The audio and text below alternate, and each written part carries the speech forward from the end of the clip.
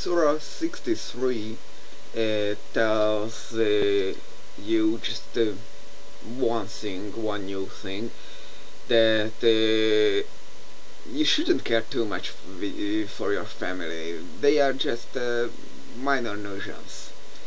Uh, Surah 64 explains this further.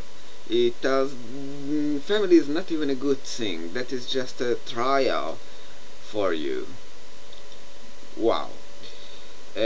Surah 65 is still about family. Mm, it tells that you can marry with children who are not, around the age of sexually active, or what we in modern time consider uh, being a grown up. But well, and some more, and something about divorcing with pregnant women's. Oh well, some marriages just don't work, I think. And the surah still also contains a phrase that what says there are seven skies. Well, who cares? And seven earths. What? What is seven earths? Maybe, just maybe, it is the Sun, the Moon, the Mercury, Venus, Mars, Jupiter, and Saturn, the seven heavenly object known back in that time, apart from the stars, of course, what no one considered a real object, of course. That's it. So let's move on to the next surah. Mm, Here is something about make swearing by the Muslims. It says that it doesn't verse a crap. Many people says that the Jews always mislead you, and they have this special oath of call it nidre, what makes them untrustable, and it actually does, according to one of the Judaic encyclopedias. Always forget the correct name of it, but you can find it if you are interested in the subject. And well, or whatever. But here it really says that whenever a Muslim makes an oath, he can just think otherwise in the next moment. So they are even worse than the Jews from theological point of view, to blame someone for and not trust because of false oaths. The last thing is some marriage life of Muhammad.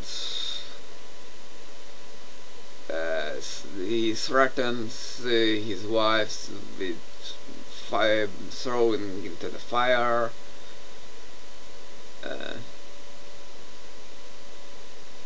And then there is a whatever. I just don't want to explain it. It would take too long. Some more marriage thing. What copies the Jesus virgin birth for another person, for another character. So let's just move on the next surah.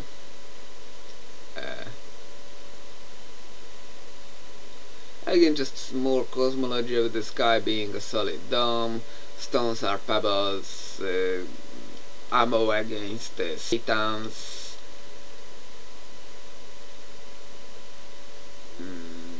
And here is a question that who would help you greater in the battlefield than Mr. A?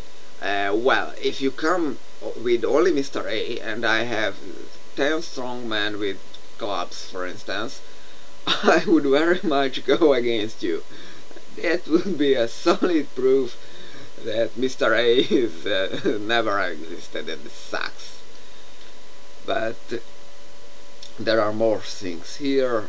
But here is a rhetorical question that whoever follows more correctly the guidance is the one who always fell on his face or the one who walks straight on the straight road. Well, isn't it depending on the actual instructions you got? You know, like falling on your face like a Muslim praying at every 1 or 2 steps wouldn't be more faithful than just, going straight. Just very much depend on the situation.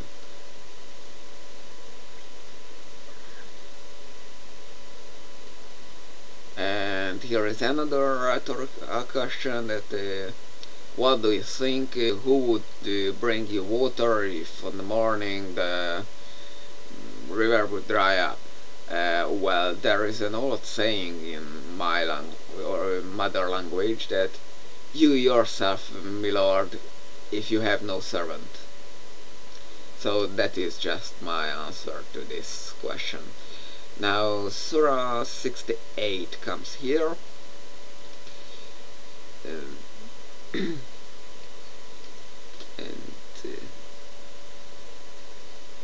here is picking down the grapes. I'm sorry, I did not look into the dictionary for this one, but this is it can also be found in the something similar in the John's Revelations.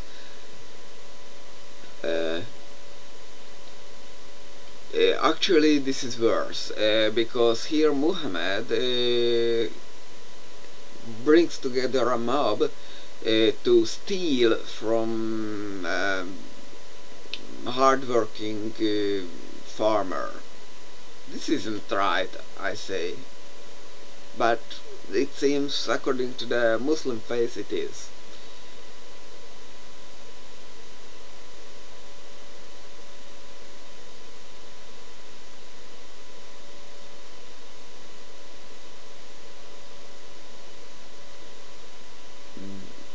Oh yeah, and the closing of this surah is a euphemism on the non-Muslims. They are called guilty, and of course through this the Muslims are non-guilty. What is also can be found this concept in the New Covenant, but already I disagreed with that, so this is where I close my lines for now.